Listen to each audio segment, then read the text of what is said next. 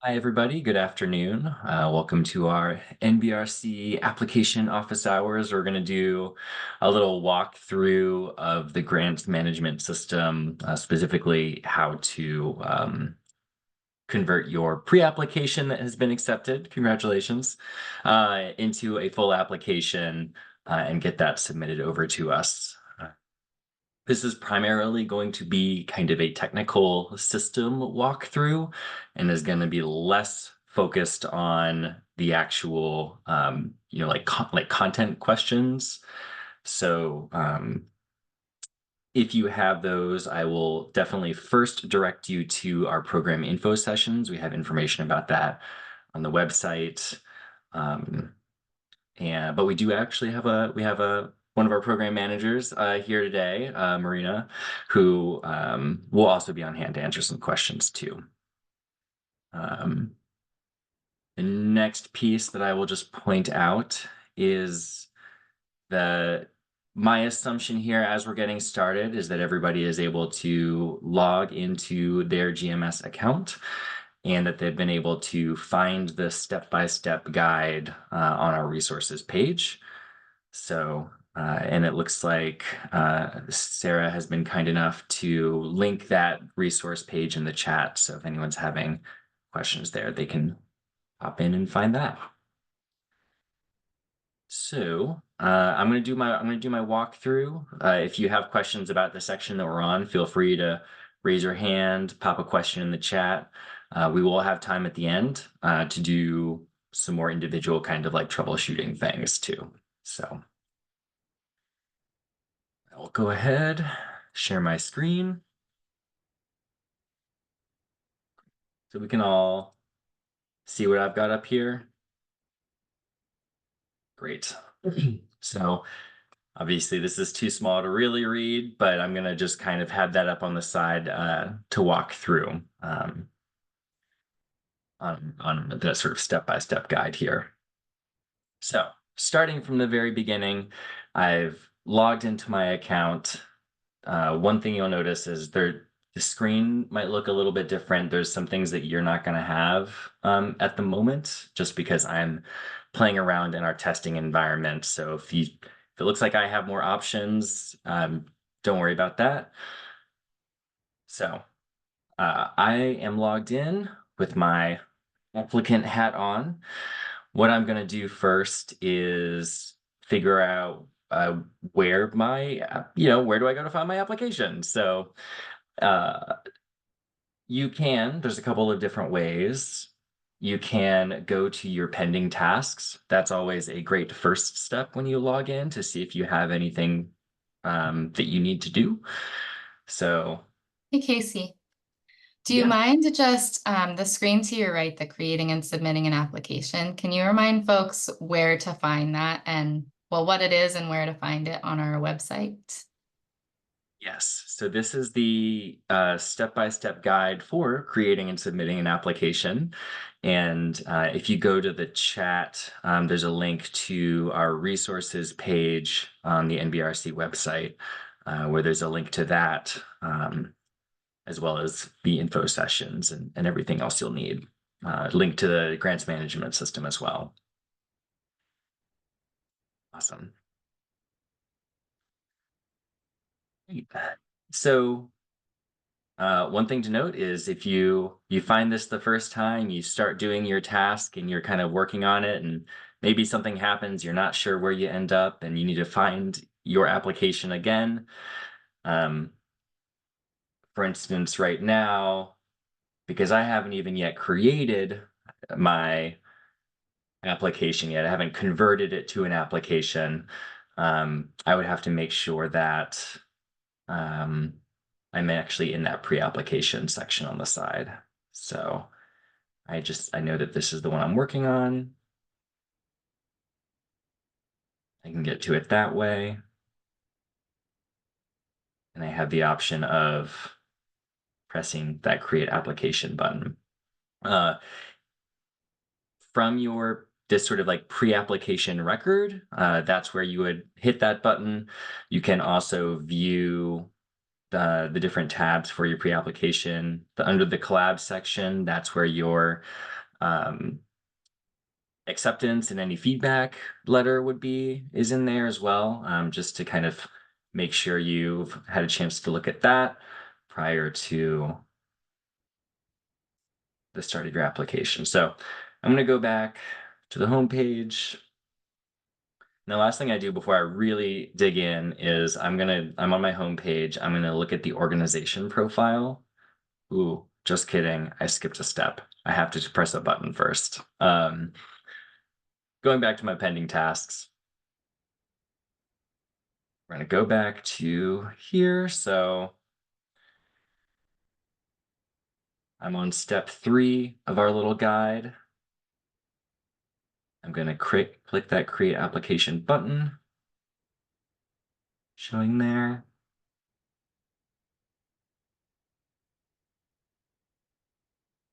I'm going to rename this.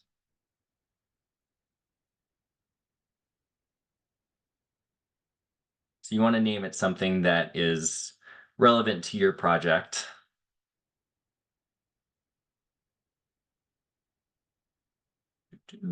There we go. Just had to refresh here. Great. So now that I have pressed that create application button, my application officially exists as a record in the system. And if I were to go from this point on, I could go to applications and it would show up under that applications tab. You just want to make sure that it says applications all.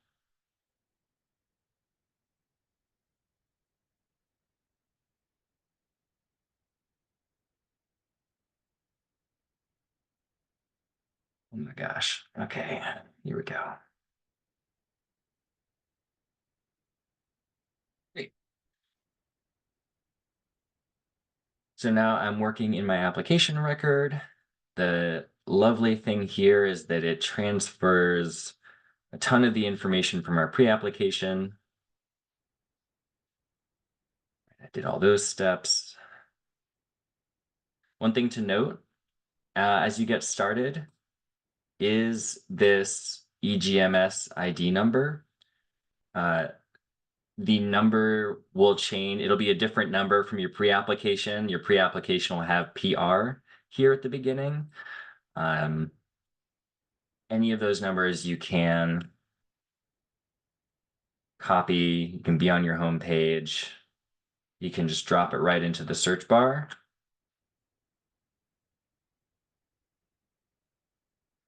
Goodness. Well, theoretically here, let's see.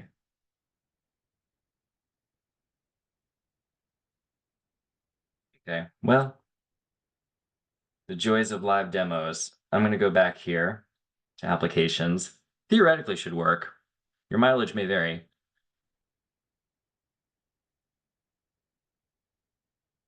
I'm going to, before I do, this is the thing I should have opted into. So you'll notice in your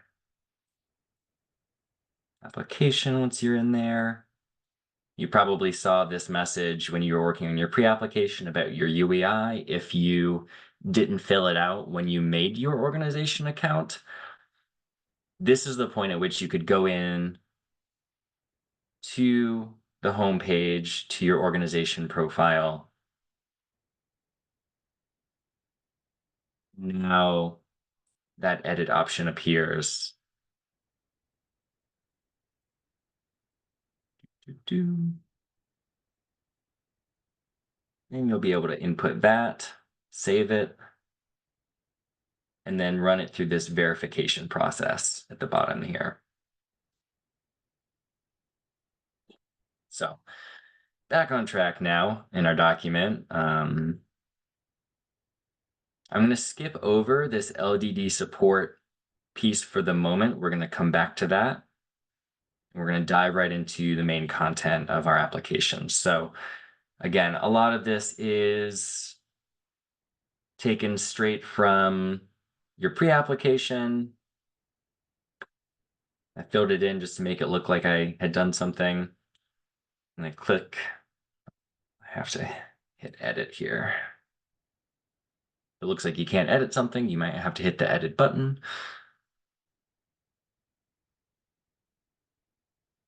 So yes, you can make adjustments to your information as well.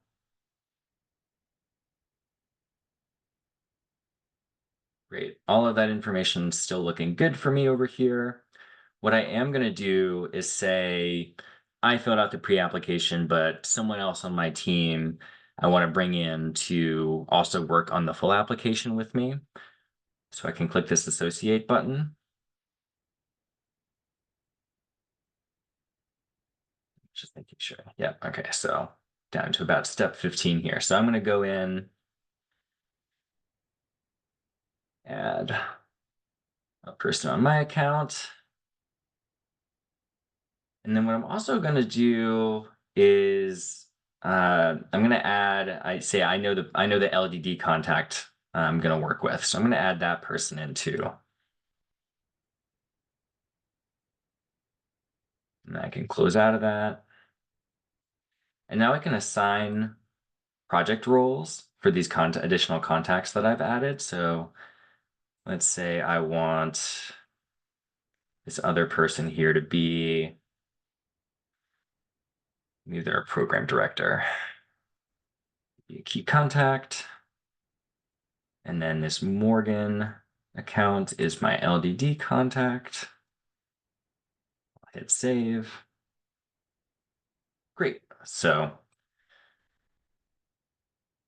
one thing to note is you can't create new contacts from this page. If you have someone in your organization that you would like to add as a user onto your organization, you have to do that from the home organization profile. Scroll down to your contacts list and do new. So there's kind of a whole process there. This is only for only for adding contacts that exist in the system already to this specific record. So great. Hit that acknowledgement button. I've made it all the way down on this tab. I'm going to hit save.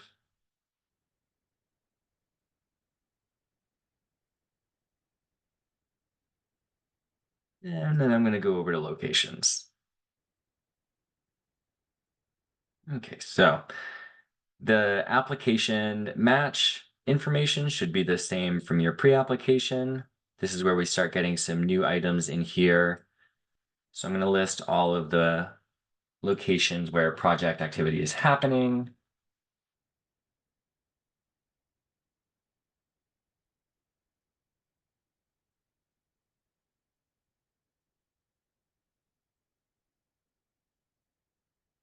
Great. For the sake of convenience, I only have one here. Once that's in, I'm going to click this little checkbox to validate that location.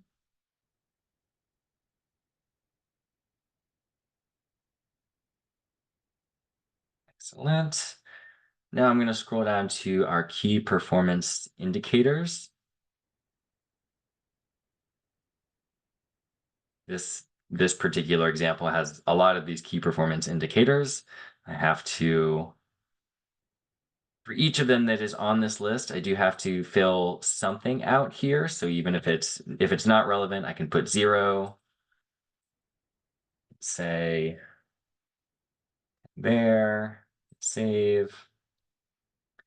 So I'm putting just numbers, metrics, filling each of those out. And then I'm going to put that little arrow icon. What that's going to do is it's going to pull up the list of locations that we have said project activity is going to be happening. So we're kind of putting all of the pieces together here to say, all right, this metric is associated with this location. That. Great.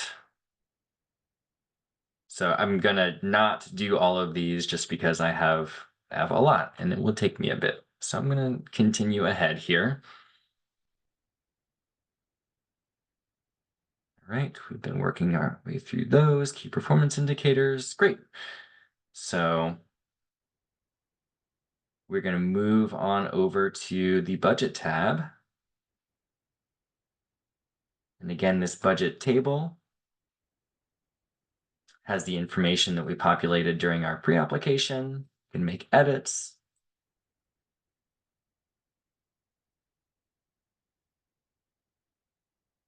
We've got our budget narrative. I can click edit to go in and make changes there.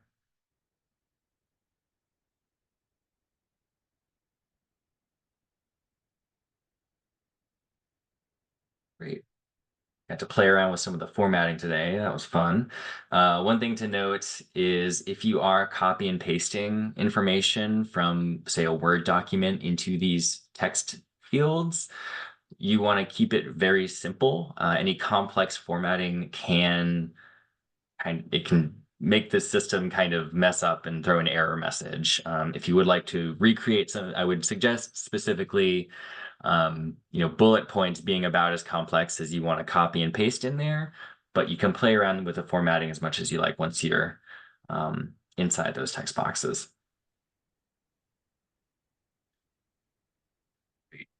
So now down to this funding sources and commitments section. Just scrolling down through our walkthrough here. Okay. So this wasn't, you weren't required to fill this out at all during the pre-application, but you will need to fill this out for this section. And this is the funding sources that are not the NBRC funds that you're asking for in your budget. So for example, in mine here, I've got under applicant match and other, I've got some equipment, some fringe, some personnel. So anything that's not in this NBRC column, we want to get those totals. So I need to see 20,000 here. Great, I have lined that up. And as well as the status of this, you can see here, these are formatted as date boxes. These are amounts. These are text boxes. So you can kind of put whatever makes the most sense in terms of the status of that. Making sure you're saving as you go. Everything's looking good over here to me. I'm going to move over to the proposal tab. And these will look very similar to the narrative text boxes in the pre-application. But these are all new, so you do have to fill these out. And just copy and paste some text in here. Great. Hit save.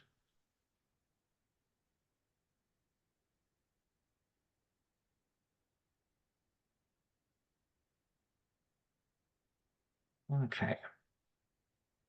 Now I'm going to go over to the Forms and Files tab.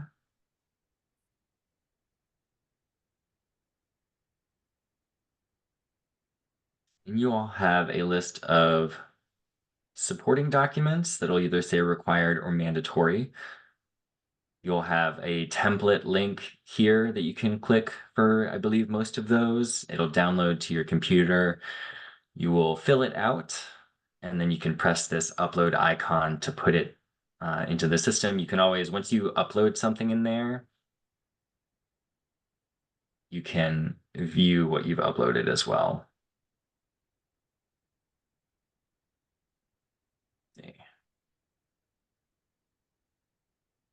I'm going to upload a good old SF429A.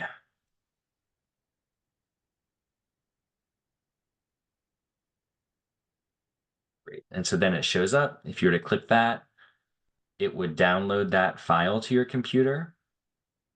So you can view that. If you realize you need to update one of those documents before you've submitted it, you can just click that upload option, and whatever you upload will overwrite the previous file. So you'll fill all those out. You'll come down to the forms section.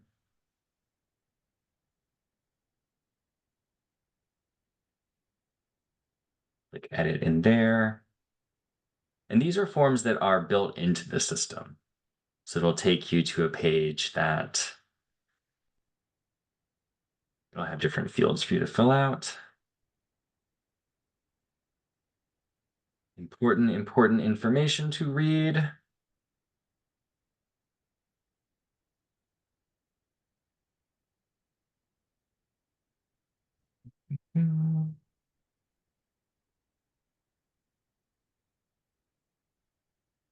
Hit save.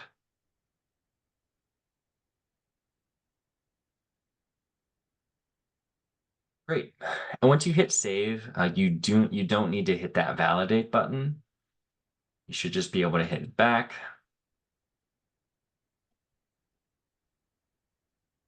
It'll take you back to that forms and files section.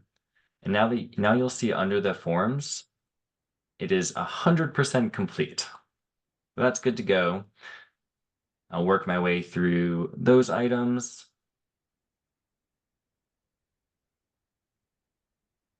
Let's see what else. There's the acknowledgement section, but I cheated and I clicked that on the front end over here while I was in the overview. So yes, if toward the end you get to that section, you're not sure where that acknowledgement tab is, it is in overview, kind of back where you started. So before I hit submit, I say, okay, great. All of this information is looking good. I would like to get some other eyes on it. I want to get my LDD to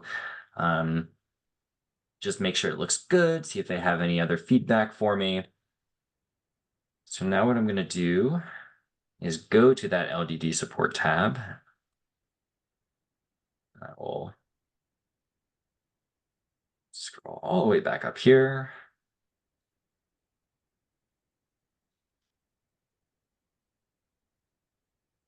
Great. So I'm going to click new. And I know that my LDD I'm going to work with is Morgan SME.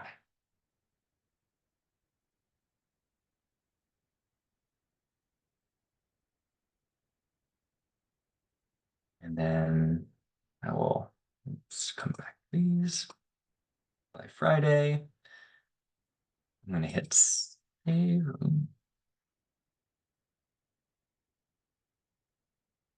So this has created a review on this record, but right now it hasn't been sent officially to my LDD yet. So that's something you want to make sure you do is once you fill that out and it's showing up here, that last step is you want to make sure that you press this send for review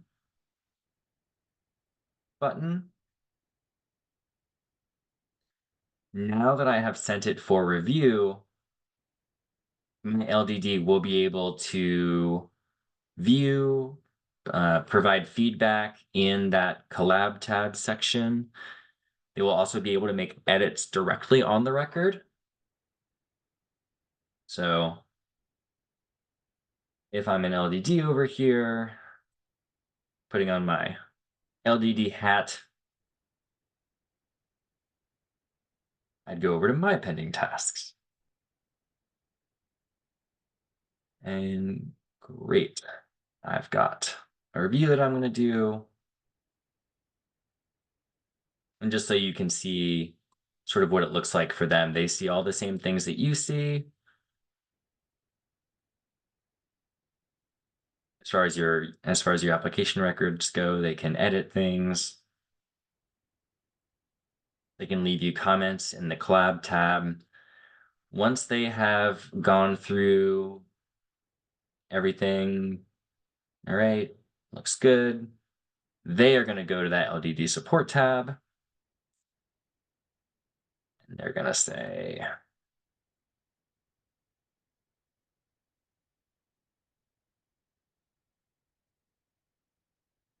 passed. Great job, gold star. hit save.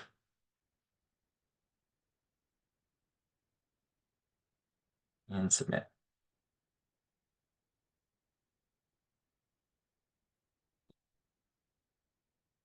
So now I refresh this.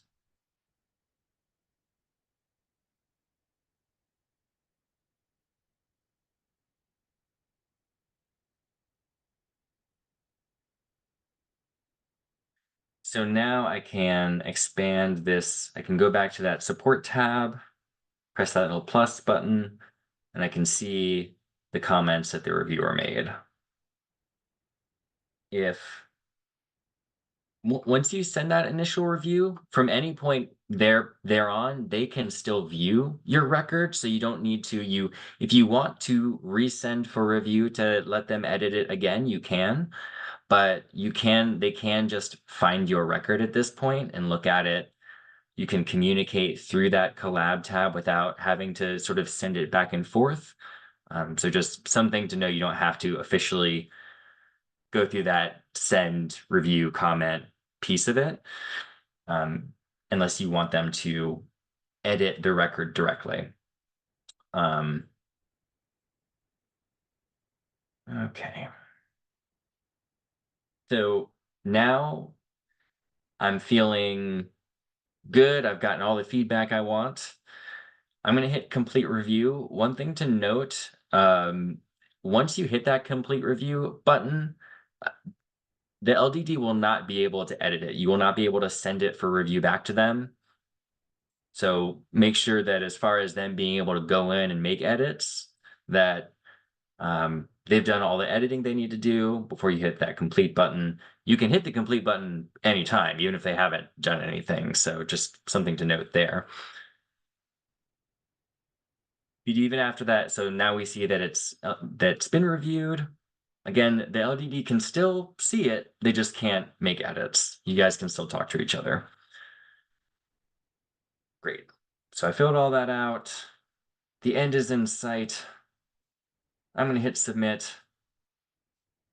I'm going to have a lot of errors because I didn't fill out everything. Yeah. Oh, this is great because the errors were the ones I expected. So, assuming you work through all of those mandatory forms, you associate all those KPIs, you've clicked that acknowledgement, and your budget numbers are good. Shouldn't have any more issues. It'll say, successfully submitted. If you ever want to check on the status of your application, once you've hit that button, again, you can go back to your applications tab and you can go to all. It will should show you the status of it. So it should say submitted to grantor once it's confirmed. So you'll see that it's gone through. So that is kind of the high level. Let me just make sure I'm not missing anything here.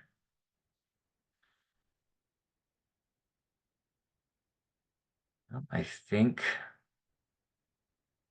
we're good. So I'm going to stop sharing for the moment. I see we've got plenty of stuff in the chat that I was not paying any attention to. So if folks have questions, or Sarah, if there's any that you want to elevate to me before we get started.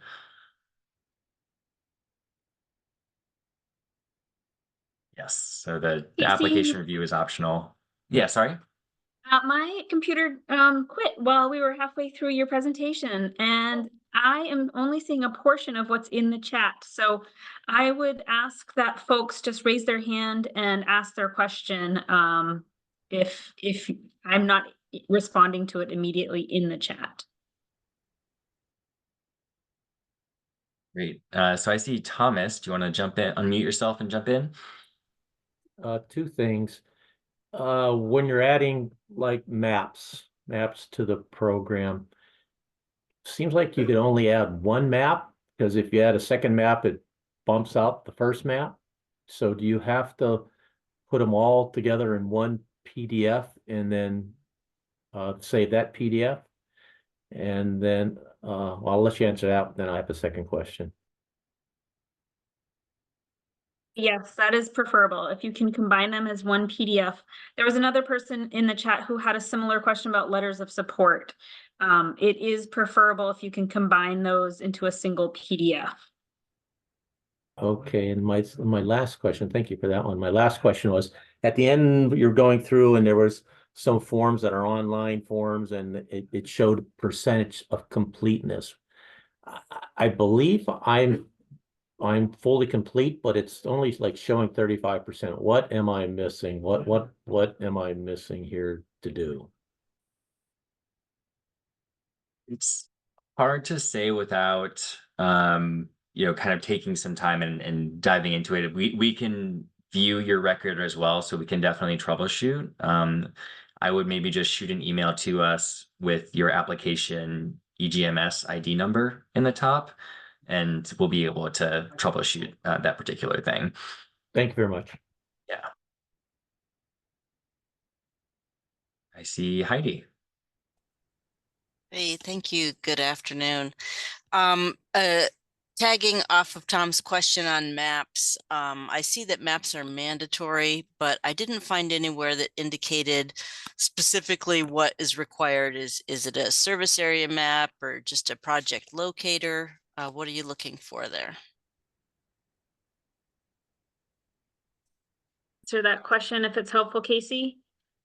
If you look in our user program manual, there is a description of what kind of map we're looking for. If you want to get the points associated with the map, you'll want to upload a FEMA floodplain map. It's a small amount of points, so if those points aren't that important to you, we'll take any kind of project area map that shows us the project area. It's helpful if it's either an aerial imagery or something that gives us some context for the project area in its surrounding landscape. Okay, so is it in the scoring criteria section where that is laid out? Yep, it talks about that in the scoring, but I also believe in the program manual, there's a section on the application requirements. I believe that information is there as well. Thank you. Great. Theodore, and then I see Melinda, you have your hand up, so we'll get to you next. Yeah, hi. I asked this, well, I got a version of an answer before, which was if we're going to use property, we have to have it valued. I'm trying to figure out if we have to go through a, basically if a broker's opinion / market analysis is enough to give you guys a sense of what the property's worth. Or do we have to do like a full appraisal? I'm gonna ask. Yeah, thanks, Marina.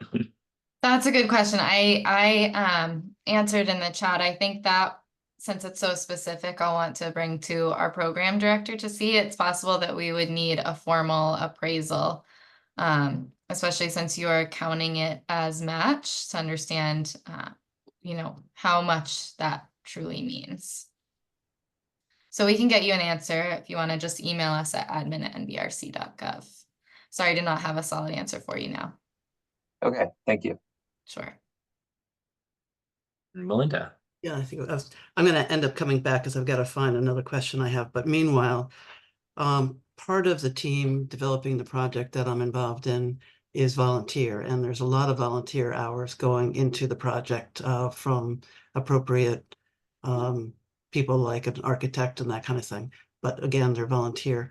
Where should that be reflected in the budget somewhere? And how? Or does it matter? Because in the narrative it's talked about, but.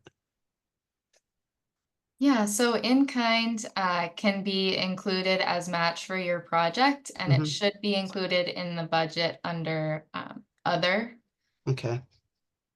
And then you can find kind of an in-kind spreadsheet in case it's helpful for you on the resources tab of our website as well. And that breaks down like each individual personnel's time, and just in kind of an easy way to fill it in. You could attach that as a supporting document to your application, and that should match what's in your 424 CBW in the budget within the GMS system. Okay, all right, thanks. I'll go find my other questions and raise my hand again. Thank you. Absolutely. Right. Any other questions? John? Hi, I just have a couple of questions related to the budget. So we have an allocation in our budget for FF&E, and I didn't know, I was reading the user manual, but I didn't know if I had to list out the FF&E. I mean, we don't have an exact list of what we're going to use the allocation for. We're just kind of earmarking the funds for it. So I have like a few more questions related to the budget, but that's the first one. I'm definitely gonna pass that along to either Marina or Sarah.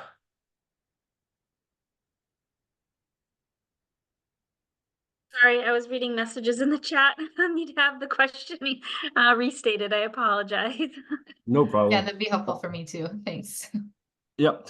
So we have an allocation, in our budget for our furniture, fixtures, and equipment. And I didn't know if I needed to provide a list of the furniture, fixtures, and equipment we intend to purchase with these funds. I mean, we just know that we're earmarking the funds for it, but I didn't know if I need to essentially list out, like 25,000 for like shelving or et cetera, kind of thing.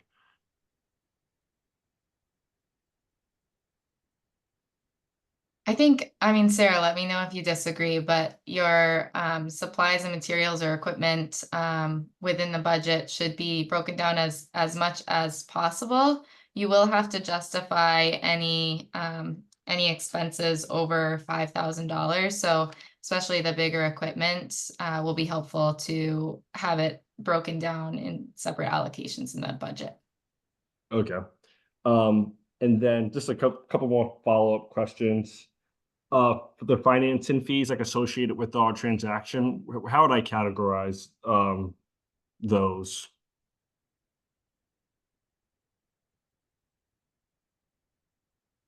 Can you give us a little more detail about your project to understand what that means?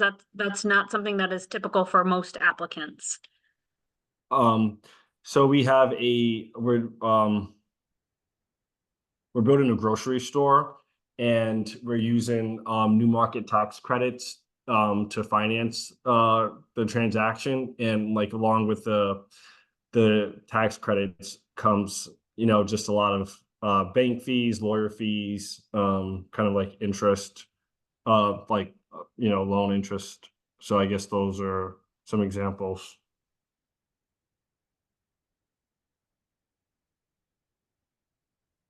And you're looking to use those expenses as match, or help me understand what you're trying to document. So I think that those expenses would be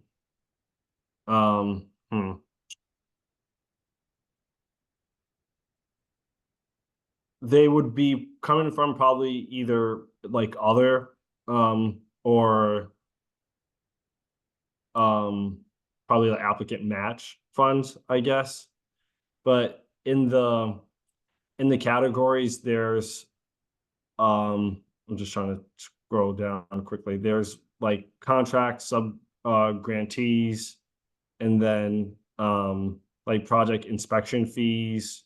Like I don't think this would count like as a construction on equipment. But then there's like miscellaneous and other direct or indirect costs. So I guess I'm trying to figure out where would I just like list those funds at in the budget. I think it would be fine to put them in the other category, and then in your budget narrative, explain what that other is. Okay. Okay. So then like kind of just like the weird fees that we have in our, like in connection with this grocery store, maybe put them in other and then give an explanation along with it. That's a good strategy, yep. Okay, thank you. I appreciate it. Mary.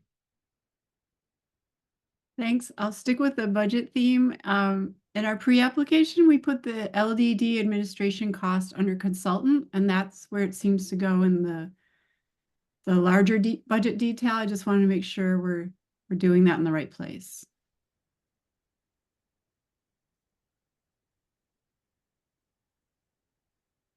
Right, Mary, can you repeat your question? Yes, we're asking if it's appropriate to put the LDD administrative cost contract under consultant in the budget detail.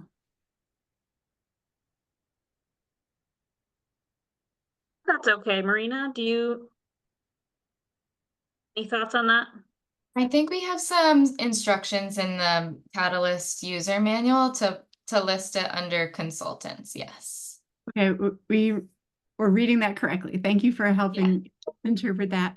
Sure. And a question about using the GMS. If you said so, I missed how or where rather we upload the certificate of good standing in the IRS letter. So, Sarah, you can correct me if I'm wrong here, but it would be under that Forms and Files tab. I believe that there is under the Supporting Documents checklist section. Do we have a template for that, Sarah, that you would download and upload, or it's just them uploading it?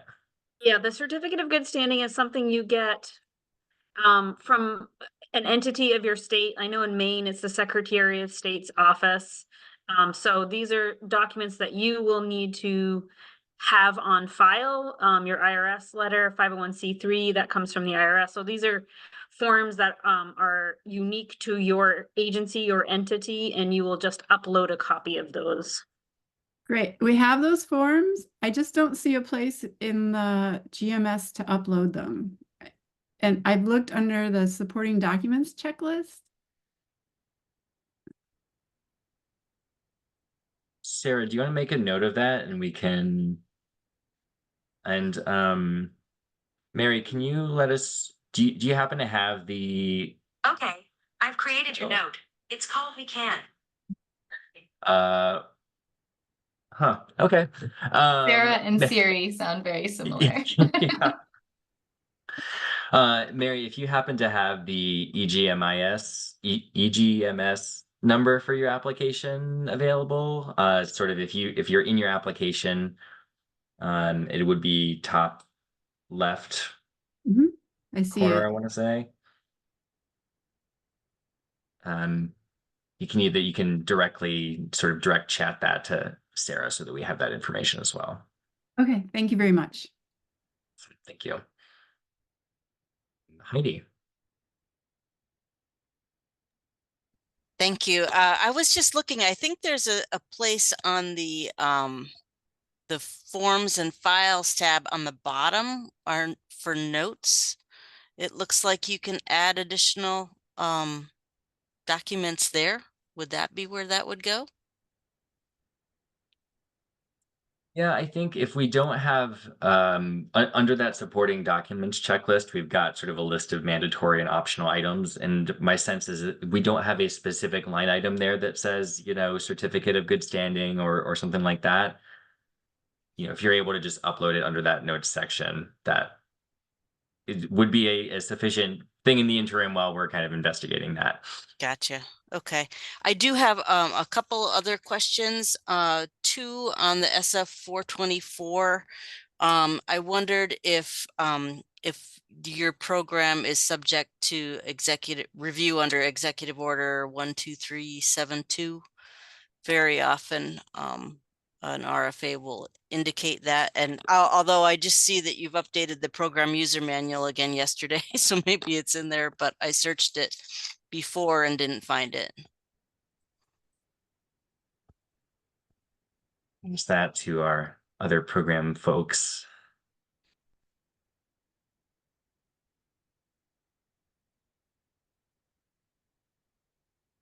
I am not sure specifically that section.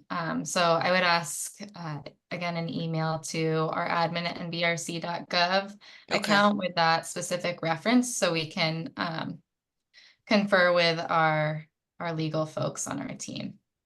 Okay. Another question on the SF 424. It's really just a nuts and boltsy kind of question, but under hang on, I gotta go to edit again. Where am I? Under the funding opportunity, it says that it's going to populate the program name from the pre-app, but it didn't, which is okay. I'm just confirming that it's just Catalyst program. Yeah, if you selected, if you applied under the Catalyst program for your pre-application, it would carry forward into your full application. Okay. It did not. Well, it is associated with that program, so it wouldn't get sort of like lost or end up in another like Right. program bucket. So, but I can just type in Catalyst program. That's the correct name for that field.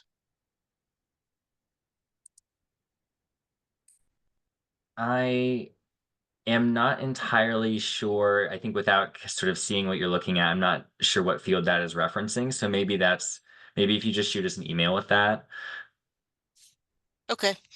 And two other questions. Is that okay? Am I hogging time? And then I've got Karen up next.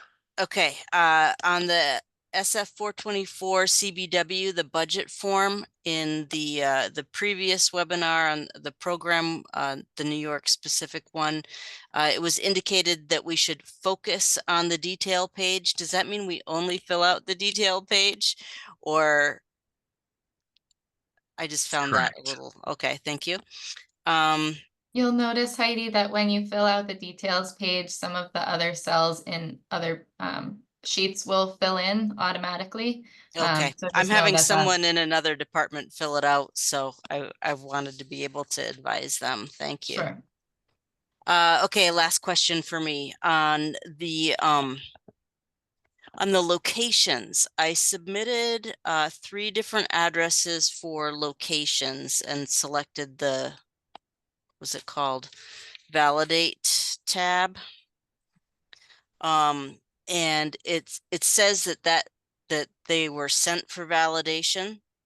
But that was several days ago. And when I tried to link my performance indicator to the location, no locations show up.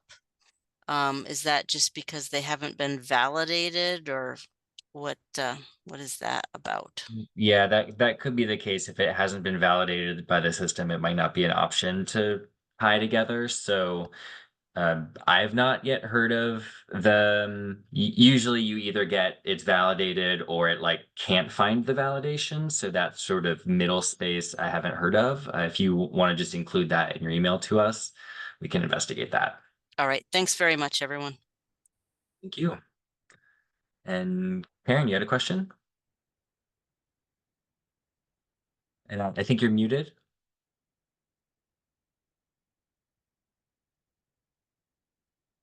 Regarding the KP, or excuse me, not the SF 424 CBW.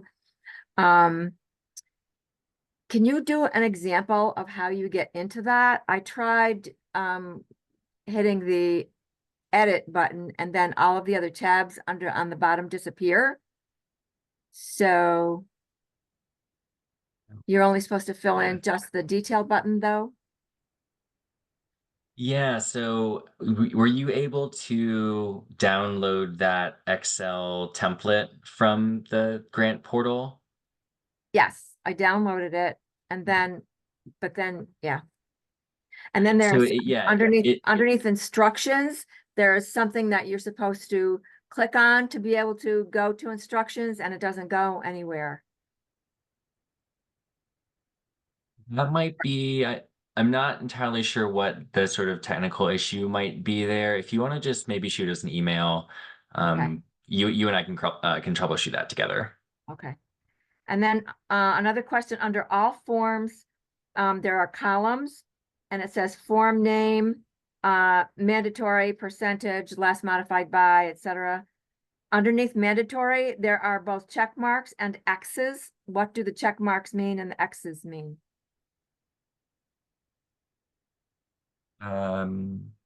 It's either a check mark or an X. And this is in the grant system. Under all forms, and it says form name. One example would be application for federal assistance. That's the SF 424. Mandatory, it has a check mark. And then it goes on to the right. Underneath that is assurances for construction programs, SF 424D, and there's an X in that same column underneath mandatory. What is the difference? What does that mean? So my understanding of that is that if it's a check mark, it is mandatory, and if it has an X, it is not mandatory. Sarah, does that sound correct to you? We'll say mandatory or optional. Do you see, Karen, a correlation between mandatory versus optional? There's no optional there. This is under the all forms underneath the. Thanks, Casey. I think that Underneath the all forms, underneath the. Yeah, so we've got this section where it'll say either mandatory or an optional under supporting Correct. documents, but then. Right, and then underneath, yes, right there where it says, Yep. yes. I have two of them that say X's there instead of the check mark. Karen, Yeah. can I ask which ones have X's instead of check marks? Yes, the assurances for construction and non-construction, both of those. Have you completed them? Do you does it say percentage completed? They all say 0 at this point. And then I'm not sure. Last So- session, I haven't done anything with those. It's, although that one says, the SF 424, it says I did complete it on 4/22/24. It says, or last modified date was 4/22/24. Yeah, Doesn't Doesn't maybe it if you mean we just- only need to do one or the other? Construction or non-construction? Okay. gonna but ask if both of them Sarah have can an maybe- X. Both of them have an X there where it says underneath mandatory. Yep, mine do as well, but I assumed it was because we had to do one or the other, so it's sort of quasi-mandatory. Yeah. That's what I Oh. believe as well, Annette. All right, one or the other. Okay, okay. Yep. Okay. One That one makes- is for construction projects and one is for non-construction projects. You need Got it. to Okay. fill out Okay. one or the other depending on the type of project that you have. But good to know for me now that it shows up as X's. I Plus appreciate up with that. X's, yeah. I And the think question maybe we under, can. a question under the KPI, do you have to fill out all of those? The KPIs? Yes, okay. You do have Yes. to, and if it does not apply to your project, just put a 0 in there. Okay, all But right, you do have to enter something. something, okay, okay. And, let me just. Yeah, I guess that's it for now. Thank you. Thank you, Karen. Melinda, I see you have your hand up. Yeah, I'm feeling very stupid with these questions, but I'm gonna go ahead. They're all also related to the SF 424. I wasn't sure in that form about a couple of things.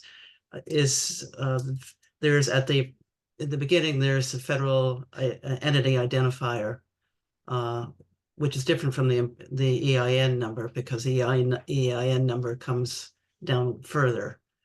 Am I correct in assuming that? And what is a federal entity identifier then? Anybody know?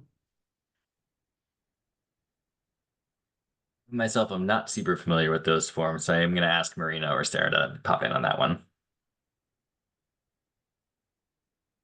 Yeah, one moment. I'm gonna look up a document to reference and then I'll get back to you on Okay. that, Melinda, in the chat. That's good because I've Thanks. got a couple of other Okay, questions go ahead. about that particular document that drove me crazy.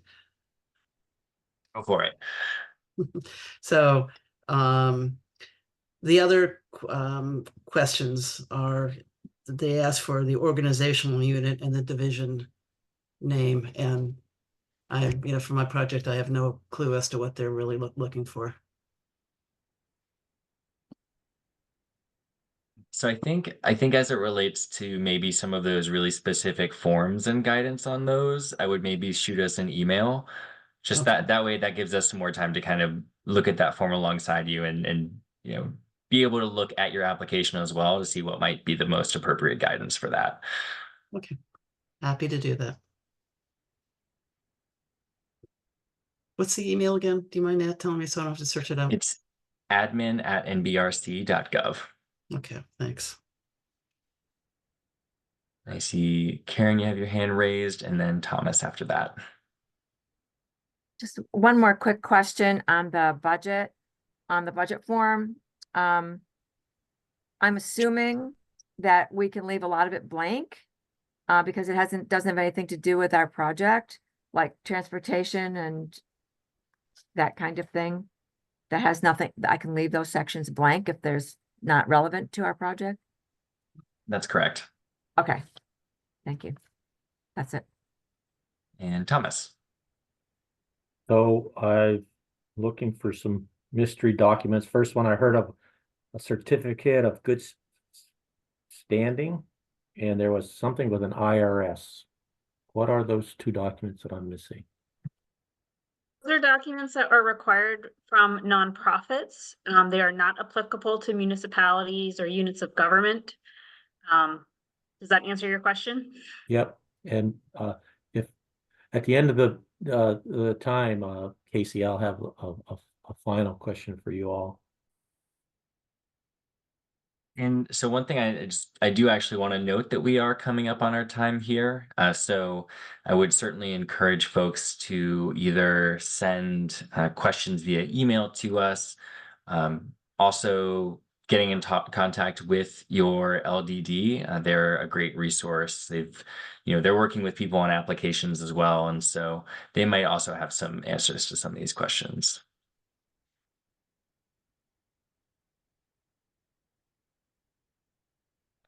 Fantastic. So any last questions? Thomas, you want to go for it? I just have a generic question for staff. Do you think this process is easier than what you have historically been doing? Yes. Undoubtedly, without any question. It is easier in terms of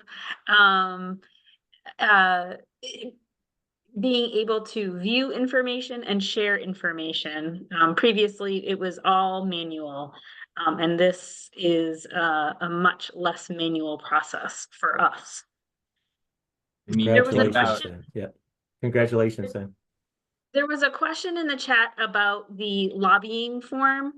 And so that form is a disclosure. If your entity lobbies, we need to know that. Political lobbying. So yes, if it is asking you, does your organization undertake lobbying? And that is what that form is the information we're trying to get on that form.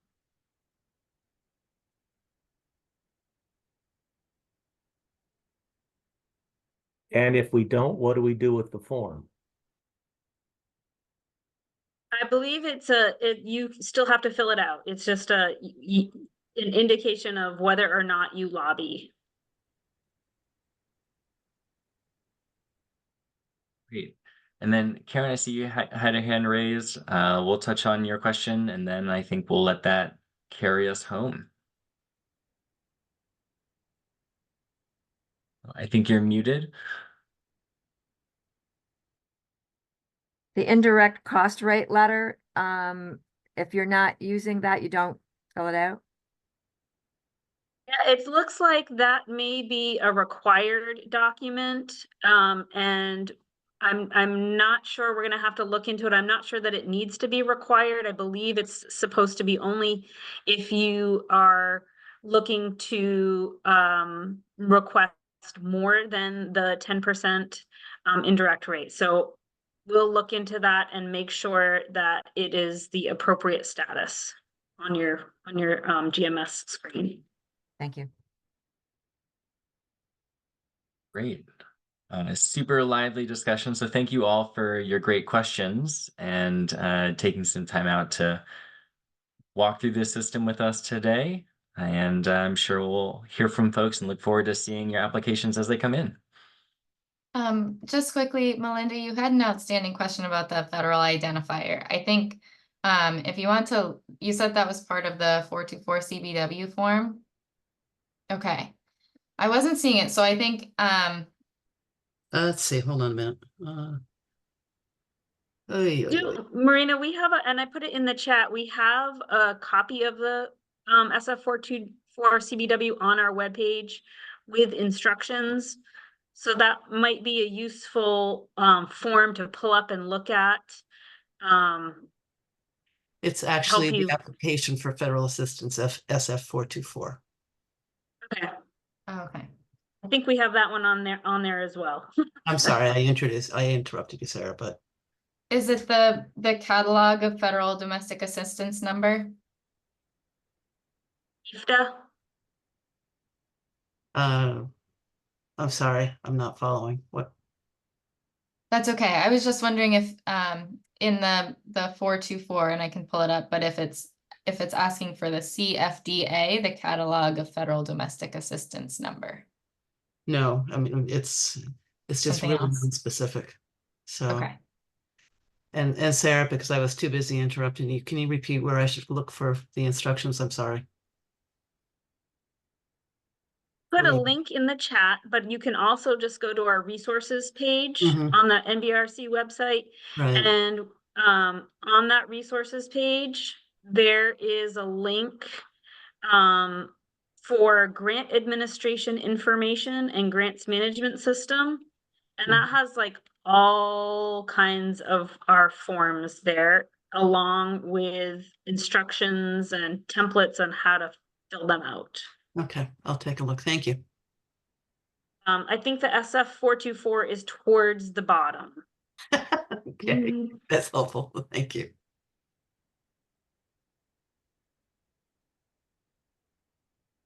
All right. Thank you all so much and have a wonderful rest of your day. Yeah, thank you. Thank you. Thank you.